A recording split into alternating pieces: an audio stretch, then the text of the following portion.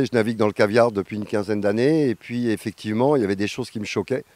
Et j'avais envie d'organiser cette première mondiale, donc les championnats du monde de caviar, ici en Nouvelle-Aquitaine pour la première. Il y a Christian Garcia qui est le président, donc chef du Palais de Monaco depuis 37 ans, donc avec le prince Régnier. Il y a Marcel Ravin, 2 étoiles, qui est le chef du Monte Carlo Bay, toujours Monaco. Il y a Jean-Pierre Xeradakis, qu'on ne présente plus sur Bordeaux, qui maintenant vit de sa retraite mais a voulu être présent avec nous. Il y a Nicolas Frion, ce restaurant Le Gabriel. Il y a Chantal Descazeaux, qui est la blogueuse culinaire sur toute la France. François Sauvêtre de l'Oiseau Bleu. Charles-Henri Gilbert, qui fait partie justement des consommateurs. Il est à Paris avec un club élitiste. Il y a Juan, qui est arrivé, Juan Albelarez, 14 restaurants à Paris, qui a gagné Top Chef, un phénomène.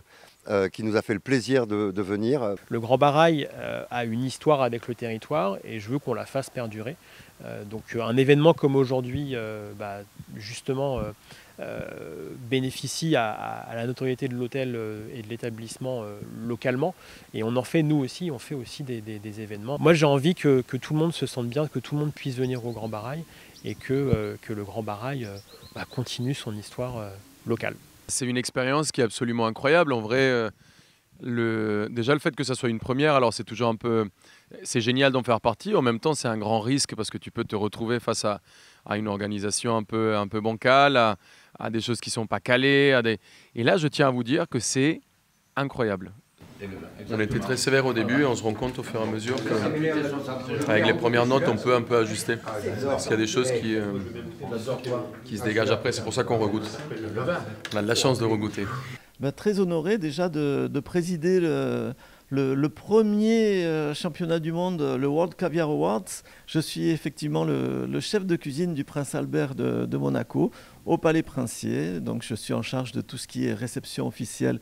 Depuis 2007, je préside le club des chefs d'État.